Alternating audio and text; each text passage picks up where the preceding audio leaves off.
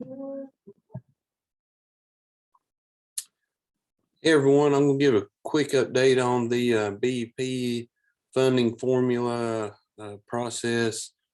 Most of you know that I'm a subcommittee chair, and we've got several of our members that are on our chamber committee, and then some of the other subcommittees. We've got members, and after the first round of input from Tennesseans, and a draft has come out by the commissioner, and I'll give you a high level overview of that draft and let you know a little bit more about the process that we're going to undergo. But if for those of you that haven't been aware of what's been going on, really around Thanksgiving, we started getting feedback from stakeholder groups on how we could improve and make more robust our current BEP formula for education. And we had about 200 something high level feedback through email, through in-person convenings. And we took that first round of input in November and came up with some really some broad buckets that we felt like that we needed to have some want tos and must haves and what would be a home run for our state. And then after that first initial round of feedback, we had some more direct input from stakeholders, which included the Tennessee PTA members, Tennessee Rural Ed Association, different industry leaders across the state. And ultimately, we ended up with a huge file of feedback that we were given right before Christmas that we had the opportunity to look at and go through and really listen to the feedback that Tennesseans were trying to give around how we could not just tweak the current formula, but actually redo the current formula. So with that in mind, we made our recommendations as a chamber subcommittee, and most of the recommendations we made revolved around business and industry and workforce development. So what I'm going to do now is distill down the broad strokes of every committee, the 18 committees, what they came up with. And the commissioner just sent us, this is hot off the presses, that she sent this to us. So I will relate to you what the ultimate first draft looks like, and then we'll get feedback on that first draft, and then the commissioner and the governor's team will take ongoing feedback right up until the 20th of January to make any additional tweaks to that draft. And then the steering committee will submit a final draft to the governor and his team based on that feedback from Tennesseans across all stakeholder groups. And that window has been expanded a little bit because initially we were going to get this first draft earlier in the week. So the commissioner decided to extend the window a little bit, and we will take those initial findings and use that to not just inform what's the current formula, but we'll also try and figure out, what we can do when it comes to students and when it comes to educators, and also the additional personnel that we might need in our K-12 system. So it's a monumental task, and so I'm going to do my best to use our time to help you understand where we are right now in the process, and then next week we will have a new draft based on the feedback from Tennesseans that we'll also share out. So as of now, we've got 4 areas that the commissioner and the governor's team is really looking at. 1 is outcomes, 2 is direct funding, 3 is weights, a weighted system, and then there's a base, like what should be in the base funding model. So I'll talk a little bit about each one of those 4 areas, and as far as the feedback that has come in from across the state. And again, this is going to be very high level right now, and then it'll get more granular in the next week or 2 as this draft is sent out and people have an opportunity to react to it. So I'm going to start with the base and what would be that the like if we're just starting out of the things that we must have, what should be in that base formula. And so far, based on the feedback, is that 1, we just need more funding in general. There's to a person, as far as the feedback goes, there was a lot of input about needing more money in general for education.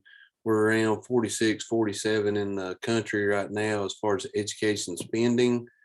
So when we're looking at just in general what we need to put as far as an education expenditure, that base amount is something that all Tennesseans comment on, that the feedback that we gathered, that there needs to be more money for education in general. And this applies to educator salaries.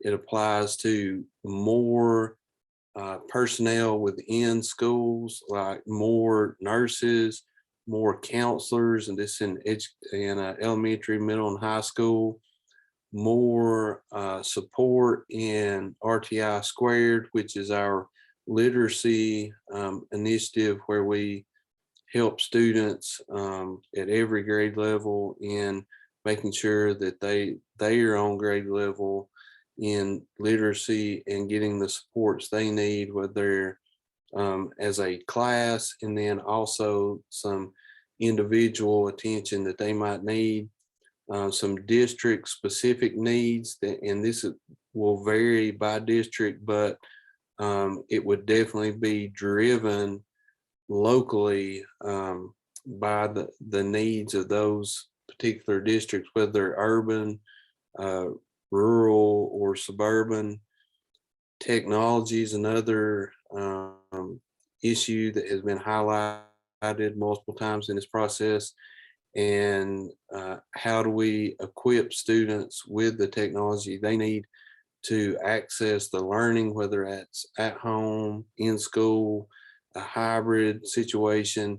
We just need to make sure that students have that technology they need to make the strides that they need to on their grade level. And then also coordinated school health in every district. I know every district has a plan around that, but there's been a lot of feedback specific to coordinated school health that we invest more dollars in that area.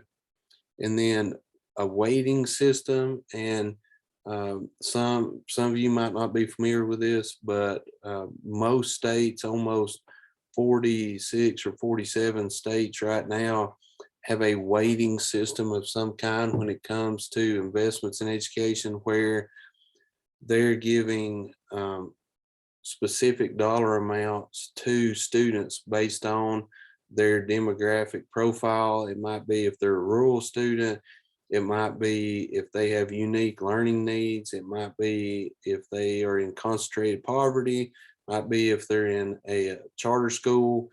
There's multiple ways that we could go about this, and making sure that we have a formula that addresses those specific needs for each student in relation to their education needs. So a weighted system is something that by and large, most Tennesseans are in favor of. So that's something that we're going to get into more in the weeds on. Right now, again, it's very high level. Some of those major areas that we're looking at are poverty and concentrations of poverty in rural or small town school districts, and then those unique learning needs of students if they either have a 504 plan or they might have some learning needs, if they're special needs students, or if they're advanced learners that they need higher investment to help promote their or facilitate their learning situation. So that's something that a weighted formula that most Tennesseans that gave feedback are in favor of that. And then direct funding is something that was talked about quite a bit, and proposing a funding framework that would include additional dollars to districts, either one, if they're fast growing as far as a population, or two, if they have a high demand of tutoring that they need because students aren't on grade level, whether that's because of the pandemic, or it might also be because of career and technical programs that students are participating in that also require additional money. So direct funding is one of the areas that came up multiple times in the stakeholder feedback. And then outcomes was another one that came up quite a bit in the stakeholder feedback when literacy was a big part of that feedback, but also a ready graduate. What's it look like to be college and career ready in Tennessee? Whether that's about scoring higher on ACT, taking more advanced placement courses, taking more dual enrollment courses. We just want to make sure we're supporting students in those post-secondary pathways as much as possible and really making those ready graduates. So that was something else that came back in the feedback. Other additional considerations was adding pre-K within the K-12 funding formula, and opening up more opportunities for universal pre-K for families, not as a requirement, but something that definitely is an option that's out there. So families have the ability to put their kids in pre-K, and that's not only a workforce issue, but it's also an issue of making sure students are college and career ready starting in kindergarten, that they're kindergarten ready, and we're not playing this constant game of catch up where we're trying to get them on grade level in third grade in reading, fifth grade in reading, and then ultimately when they graduate high school, college and career ready, this continuum starts earlier, and we're opening up more possibilities for universal pre-K. And then finally, transparency and accountability, and just reporting out what's going on in our state. So we've got fiscal accountability, we've got state, district, and school reporting, and then also expenditures and investments that we can tie directly to student outcomes. And in the past, we've had these mechanisms in place where we could look at the money that was spent in a district, but we couldn't really drill down to specific student groups. And so that's part of that weighted model, and making sure within transparency that we're really giving each demographic all the opportunities that they need to be successful. So with all that said, we've still got an opportunity here and a window for feedback based on the draft that's being put forward by the commissioner's office, and if the final taking in of the feedback from stakeholders will be Tuesday, January 18th by noon Central Time. So any feedback you have, we will,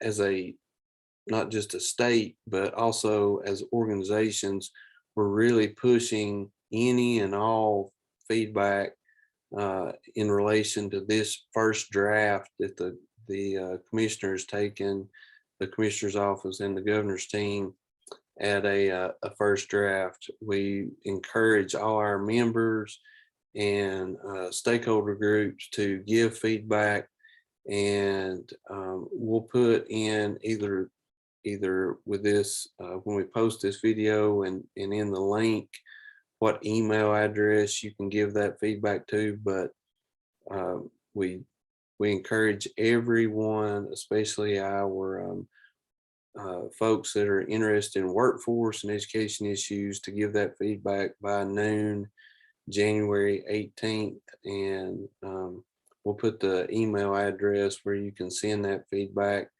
but not just in response to the overall formula, but this specifically to this first draft that was given by the commissioner's office. So appreciate your engagement, appreciate everyone that has so far committed to giving input in the process. And I'm very hopeful that at the end of this, we're going to come out with something that's reflective of Tennesseans and input from our stakeholder groups, not just our members, but also our parents and workforce folks that have been engaged in this process. So thank you, and we'll continue to work together as we build this model.